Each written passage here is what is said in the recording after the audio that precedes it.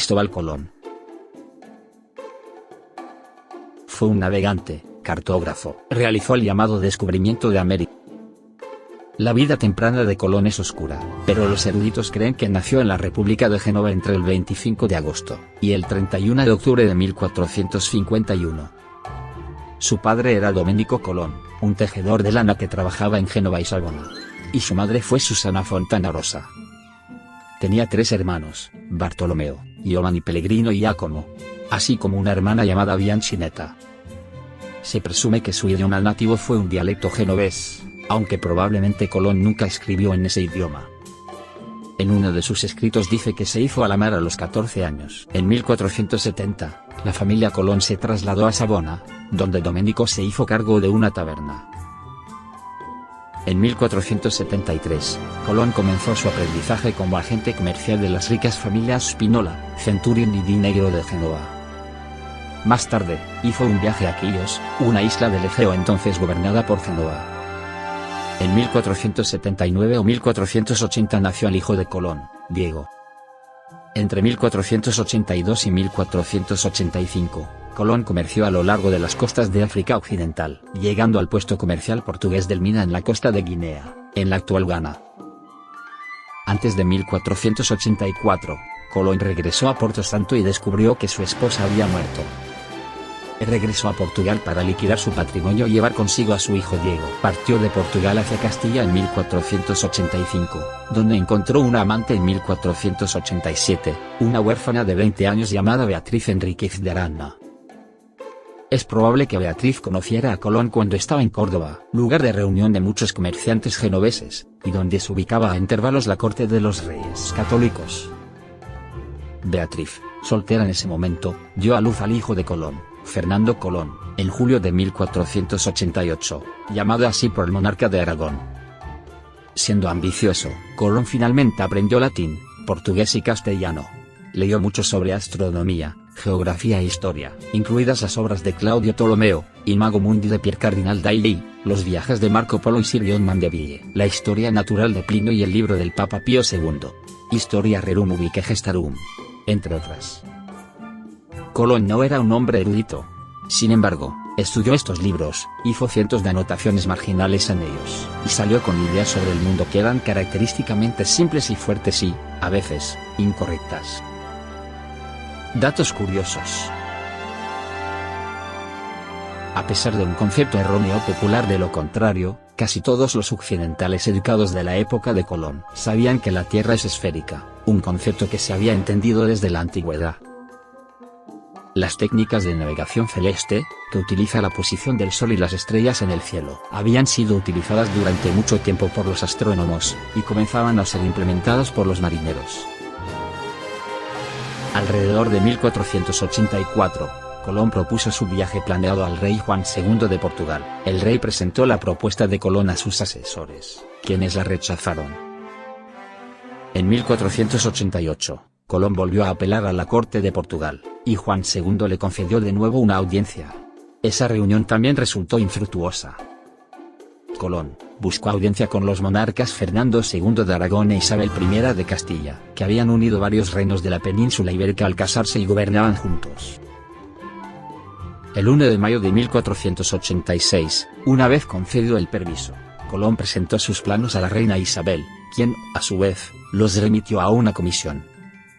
Los eruditos de España, al igual que sus homólogos de Portugal, respondieron que Colón había subestimado enormemente la distancia a Asia. Declararon impracticable la idea y aconsejaron a los reyes católicos que transmitieran la empresa propuesta, para evitar que Colón se llevara sus ideas a otra parte, y quizás para mantener abiertas sus opciones. Los soberanos le dieron una ración, que ascendía a unos 14.000 maravedíes por año, o aproximadamente el salario anual de un marinero.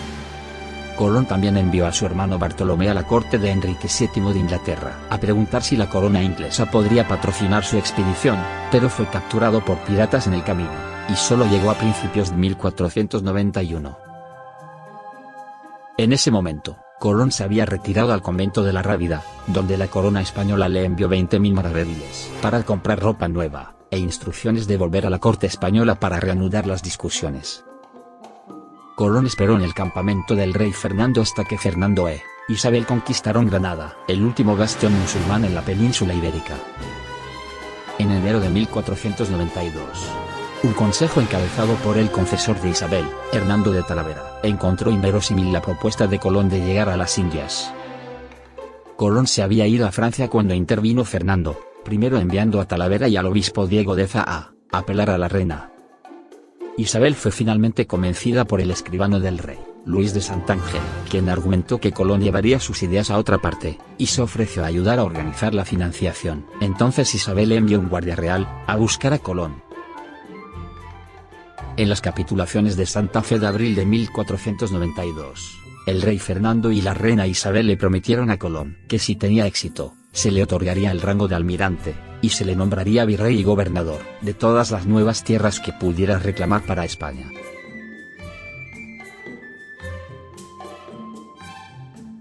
En la tarde del 3 de agosto de 1492, Colón partió de Palos de la Frontera con 3 naves. La mayor era una carraca, la Santa María, propiedad y capitaneada por Juan de la Cosa, y bajo el mando directo de Colón. Las otras 2 eran carabelas menores, la Pinta y la Nina, piloteadas por los hermanos Pinzón. Colón navegó primero a las Islas Canarias. Allí se aprovisionó y realizó reparaciones para partir luego de San Sebastián de la Gomera, el 6 de septiembre. El 7 de octubre, la tripulación vio inmensas bandadas de pájaros. El 11 de octubre, Colón cambió el rumbo de la flota hacia el oeste y navegó durante la noche, creyendo que pronto encontraría tierra. Sobre las 2 horas de la mañana siguiente, un vigía de la Pinta, Rodrigo de Triana, avistó tierra. El capitán de la Pinta, Martín Alonso Pinzón, comprobó la vista de tierra y alertó a Colón. Colón sostuvo más tarde que ya había visto una luz en la tierra unas horas antes, reclamando así para sí mismo la pensión vitalicia prometida por Isabel y Fernando a la primera persona que viera tierra. Colón llamó a esta isla, en lo que ahora son las Bahamas, San Salvador. Los indígenas la llamaban Guanañí. Colón llamó a los habitantes de las tierras que visitó, indios. Inicialmente se encontró con los pueblos Lucayan, Taino y Arawak. Colón también exploró la costa noreste de Cuba, donde desembarcó el 28 de octubre. El 24 de septiembre de 1493, Colón zarpó de Cádiz con 17 barcos y suministros, para establecer colonias permanentes en las Américas. El 9 de mayo de 1502 Colón, con su hermano Bartolomeo como segundo al mando y su hijo Fernando, partió de Cádiz con su buque insignia Santa María y otras 3 naves, tripuladas por 140 hombres, para iniciar su cuarto viaje.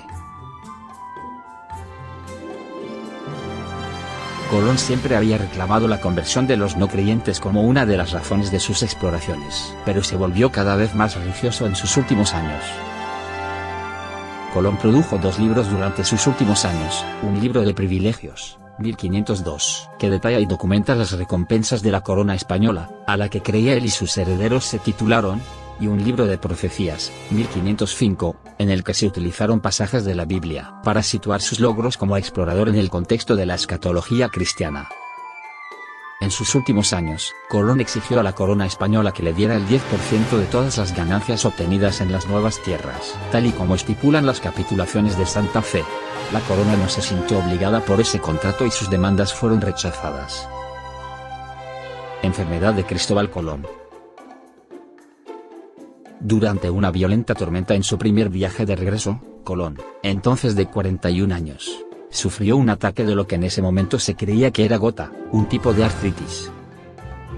En los años siguientes, estuvo plagado de lo que se pensaba que era influenza y otras fiebres, sangrado de los ojos, ceguera temporal y ataques prolongados de gota. Los ataques aumentaron en duración y gravedad, a veces dejando a Colón postrado en cama durante meses y culminaron con su muerte 14 años después.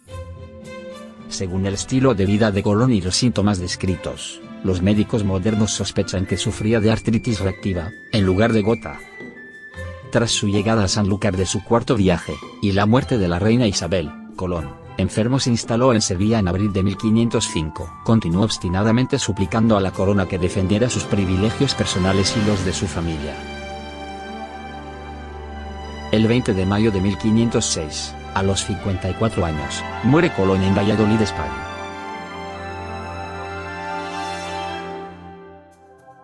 Si te ha gustado el video, dale like y suscríbete.